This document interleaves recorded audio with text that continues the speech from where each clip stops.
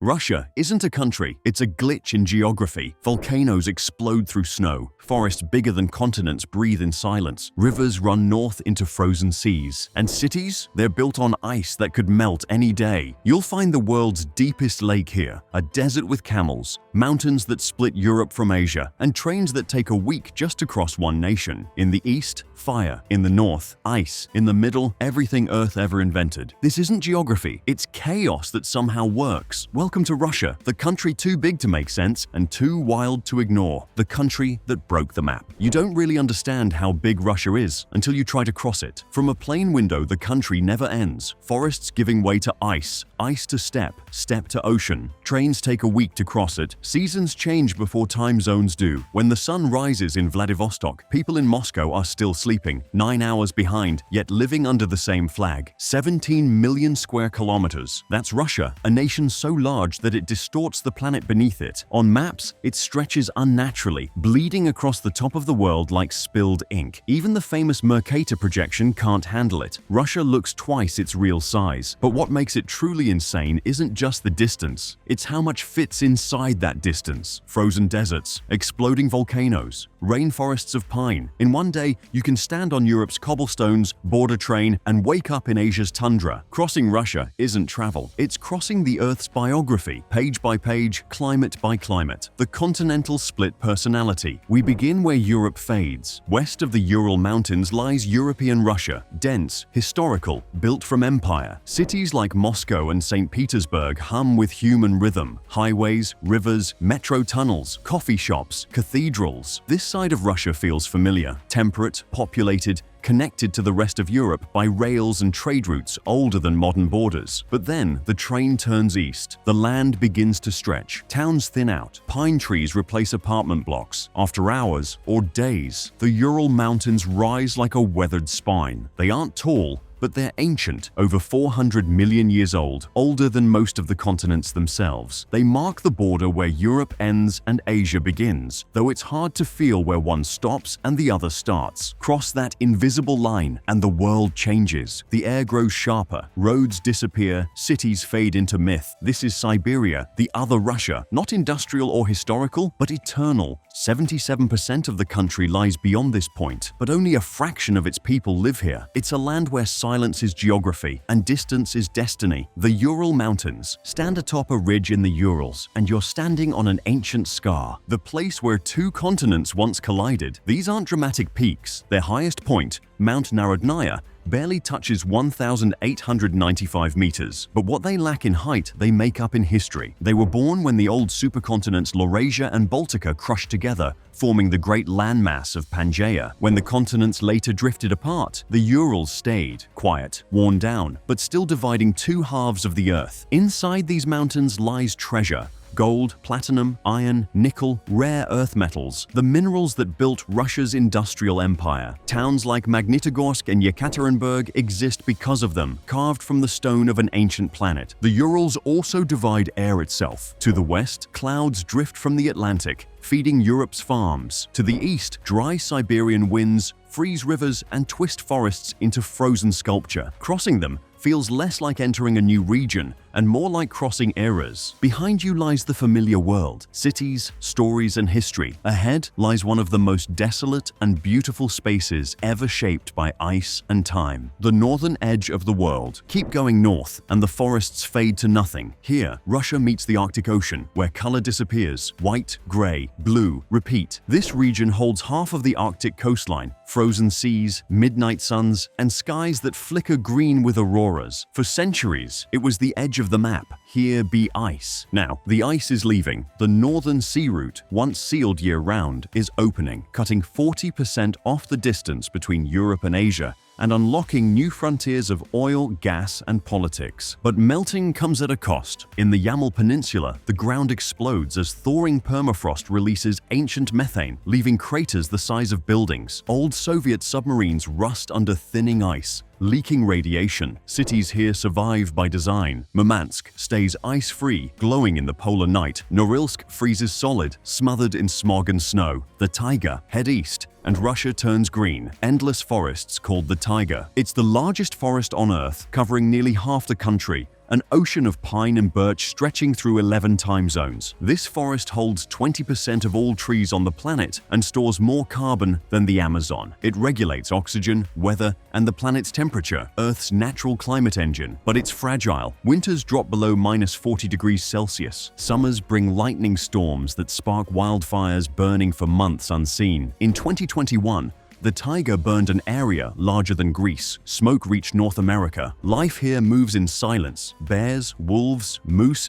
and the ghostly Siberian taiga. Roads twist around lakes. Rivers cut through trees like veins. A landscape with no straight lines. The taiga feels infinite, but it's shrinking, scarred by illegal logging, warming winters, and rising flames. A forest vast enough to shape our climate, quietly vanishing from the map. Siberia, the frozen heart. Keep heading east, and everything changes again. Forests thin, rivers widen, silence takes over. This is Siberia, 13 million square kilometers of tundra, steppe, and snow, big enough to fit 2 Canadas, yet home to only 25 million people. Here, nature runs on extremes. In Oymyakon, winters drop to -67 degrees Celsius, colder than Mars. Engines never turn off, breath freezes midair. Beneath the ice lies wealth: diamonds, oil, gas, gold, the resources that built modern Russia. But the same ground is dangerous. Siberia sits on permafrost, frozen soil trapping more carbon than the atmosphere. As it thaws, it releases greenhouse gases, collapsing hillsides and snapping pipelines. Its great rivers, the Ob, Yenisei, and Lena, flow north into frozen seas, flooding each spring as the south thaws first. From space, it looks like the land itself is melting. Siberia is both punishment and survival. A frozen vault of riches, silence, and power that keeps Russia and the planet alive. Kamchatka, the fire beneath the ice. After days of crossing forests and plains, the land suddenly rises and starts to smoke. This is Kamchatka, Russia's far eastern edge, a peninsula so remote that it was off-limits to foreigners until 1990. Even today, you can't reach it by road. You fly in, and the world around you changes. From the air, Kamchatka looks like another planet. Snow-capped mountains stretch to the horizon, and half of them are alive. More than 300 volcanoes, 29 still active, all clustered along the Pacific Ring of Fire. In winter, they breathe steam through frost, white plumes twisting above glaciers. In summer, the ground itself bubbles, geysers roar from the earth, boiling rivers slice through fog, and sulfur paints the snow yellow. The Valley of Geysers, one of the largest geothermal fields on Earth, lies here, hidden deep within mountains where no roads go. It's so unstable that in 2007, a massive landslide buried half the valley in minutes. By the time satellites saw it, the landscape had already rewritten itself. Life on Kamchatka clings to the edges of violence. Brown bears fish in boiling streams. Eagles soar above lava flows that still smoke decades after eruption. Local villages live between mountains with names like Mutnovsky, Klyuchevskaya, and Avachinsky, each one capable of rewriting the peninsula's map overnight. The ground never sleeps here. It moves, it breathes, it warns, and if you listen closely, it sounds like the planet talking to itself. The waters that refuse to behave. Russia's waters don't follow rules. The Volga, Europe's longest river, freezes into a highway every winter, then turns into a sea route each summer. Its reservoirs so vast, they form artificial lakes. Further north, the Ob, Yenisei, and Lena flow upward into the Arctic. When their southern sections thaw first, water has nowhere to go, flooding whole cities visible from space. Then there's Lake Baikal, older than the Himalayas, deeper than the Grand Canyon. It holds 20% of the world's fresh water, crystal clear for 40 meters down, home to 3,000 unique species, including the only freshwater seal on Earth. In winter, Baikal freezes into turquoise glass that cracks like thunder. Beneath it, a living fault line keeps tearing deeper, slowly creating a new ocean. The desert no one talks about. Everyone imagines Russia as endless snow, until the white turns to gold. South of the Volga lies the Kalmyk steppe, Russia's hidden desert, a dry plain where dunes drift like waves, nights freeze, and days hit 45 degrees Celsius. Here, Buddhist temples rise from sand, the only ones in Europe built by Kalmyk nomads, descendants of Mongolian tribes. Wild horses and camels roam toward the Caspian Depression, a salt basin 28 meters below sea level, glittering white under the sun. It's too dry for crops, too hot for forests, yet it connects continents. Europe's grasslands to Asia's deserts, Persia to Russia, cold to heat. If Russia's frozen north is its lungs, this is its scar tissue, cracked, shimmering, and alive.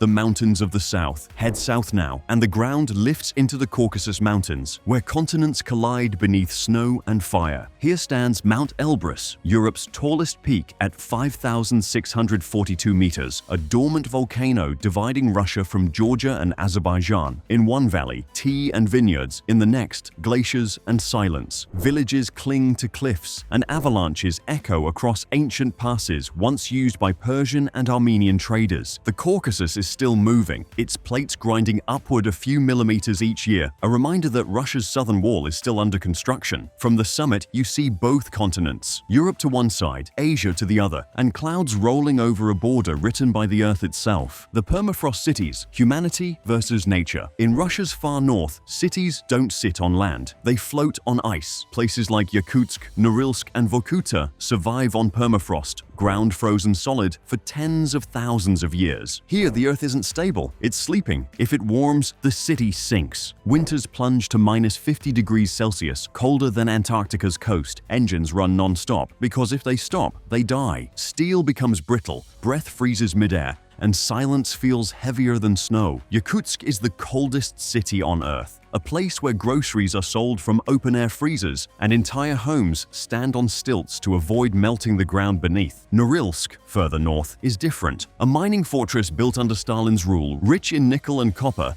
but so polluted the snow turns black and the air burns metallic. It's one of the most isolated cities on the planet, sealed to foreigners, hidden under permanent frost and smoke. Across the tundra, pipelines stretch for thousands of kilometers, steel veins pumping oil and gas through mountains, swamps, and frozen lakes. They warp in the summer heat, freeze solid in winter, yet somehow they keep working, keeping Russia's economy alive in a place nature never wanted humans to stay. Life here isn't peaceful, it's defiant. Every apartment block, bridge, and power line is an act of resistance against gravity, cold, and time. People don't just live here. They negotiate with the land, one frozen day at a time, the country that doesn't end. Eventually, you reach the Pacific. 11 time zones later, still in the same country. From Vladivostok, Japan glimmers across the sea, while Moscow lies 9,000 kilometers behind. The Trans-Siberian Railway ties them together. 7 days, 8,000 bridges, one unbroken line across tundra, forest, and desert. Russia contains almost every landscape Earth has: